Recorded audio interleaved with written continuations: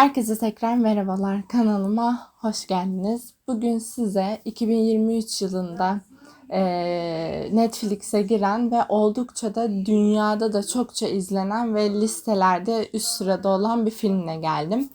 Gördüğünüz üzere filmimizin adı Unlocked. Yani bir nevi şifresiz olarak Türkçesini söyleyebiliriz.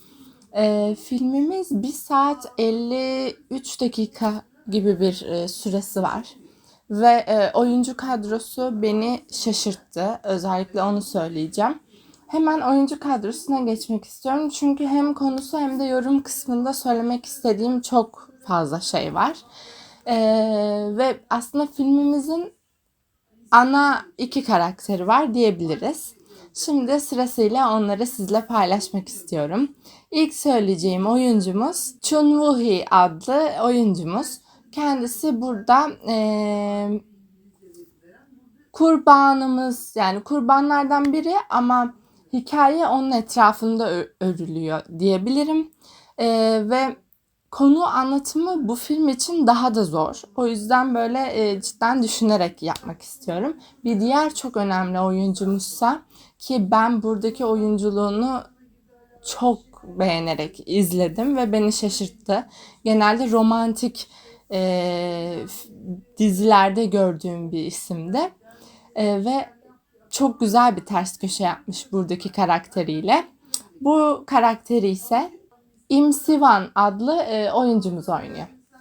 Ben dediğim gibi böyle konu konusunda size söyleyebileceğim şey şu. Biliyorsunuz teknoloji çağındayız ve akıllı telefonlar çok büyük bir parçasını oluşturuyor hayatımızın. Bir telefonun aslında ne kadar ciddi bir tehlike oluşturduğunu gösteriyor bu film size. Chun Woo-hee'nin canlandırdığı karakter tam da bu telefonun, bu önemli hayatımızın önemli parçası dediğim telefonun sahibi aslında bu filmde. Yani hepimizden, o bunlarca, milyonlarca insanlardan bir kişi. Fakat kendisi telefonunu kaybediyor ve telefonu bulan kişi de maalesef pek iyi niyetli bir insan çıkmıyor. Ve bu saatten sonra hem iş hayatı, hem aile, hem arkadaş olarak nasıl şeyler bekliyor kendisini, filmde bunu görüyoruz.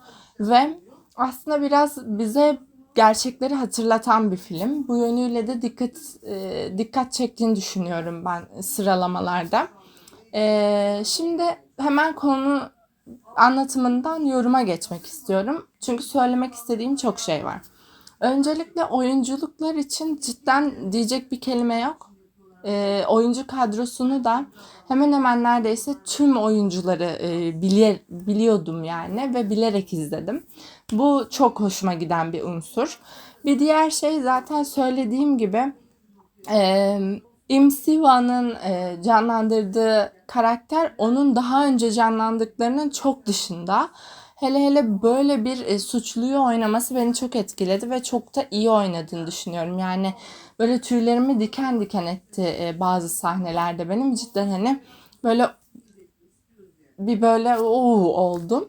Bu onun başarısını gösteriyor. Fakat film, evet, bence konusu çok vurucu. Biz insanoğlu bu hayat akışında bazı gerçekleri maalesef bir tarafa koymak istiyoruz. Ben de medya öğrencisi olduğum için sosyal medya ile ilgili de oldukça fazla tehdit unsuru diye görülen şeyler var aslında. Yani bu bizim işte bütün mesela uygulamalardaki bilgi paylaşımlarını kontrol etmeden kabul etmemiz gibi. Buradan buraya aslında ben kendi içimde bir bağlantı kurdum. Çünkü çokça derste işlediğimiz bir sorun bu. Çoğu şeyi göz ardı ediyoruz aslında. Evet, yani bu hepimizin başına gelebilir bir şey bu arada, cidden. Yani ekranımız kırılabilir ve biz bir tamirciye götürebiliriz. Birçok ihtimal var.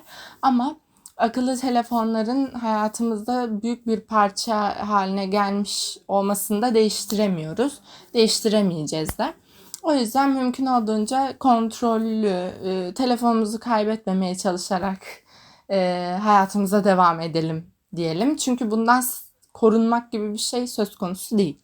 Tabii ki bu çok uç bir olayı gösteriyor ama böyle de bir bağlantı kurdum filmi izlerken. Bir şey söylemek istiyorum. Evet, hakkını vermeliyiz. Konu olarak çok güzel işlenmiş. Fakat benim için filmin bazı yerleri çok fazla uzun geldi. Yani ben birkaç defa 10 saniye at şeklinde geçtiğim yerler oldu.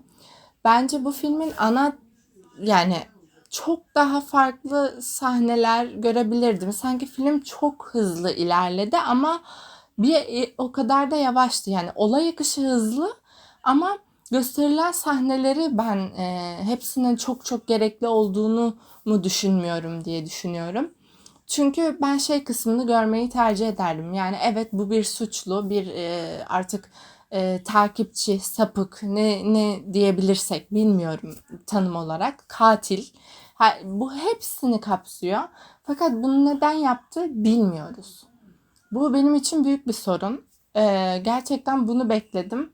Yani neden yaptığını, evet öldü ama keşke araştırılmış ve ortaya çıkmış olsaydı.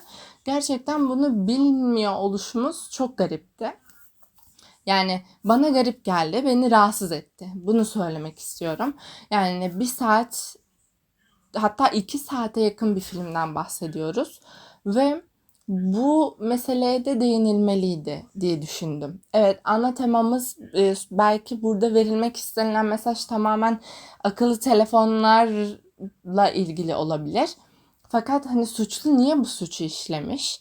Ve yani bunun altında yatan sebepler mesela ufak ufak bazı yerlerde söyledi. Yani bir telefonla 2 tıkla bağlantı kurabildiğimiz gibi bunu yapmadığımızda da bağlantı kesiliyor dedi. Evet, çok doğru. Birçoğumuz artık telefon numarası ezberlemiyoruz bile akıllı telefonlar olduğu için.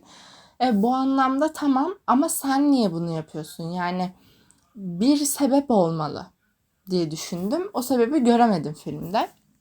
Eleştiri olarak da bunları söyleyebilirim. Yani kadro çok güzel, hikayenin kendisi çok güzel, oyunculuklar çok iyi fakat bu kısmı ile ilgili ben böyle düşündüm.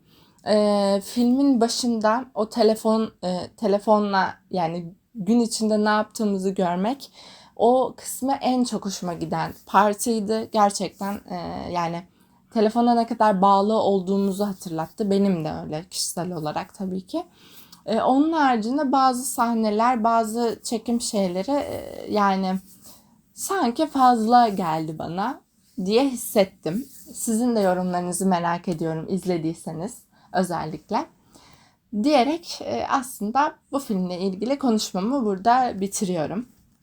Umarım siz de beğenmişsinizdir, beğenerek izlemişsinizdir. Yorumlarımı yanlış anlamayın. Filmi beğenmedim diye bir şey yok. Gerçekten de beğendim. Konusu ve değiniliş tarzı çok güzeldi.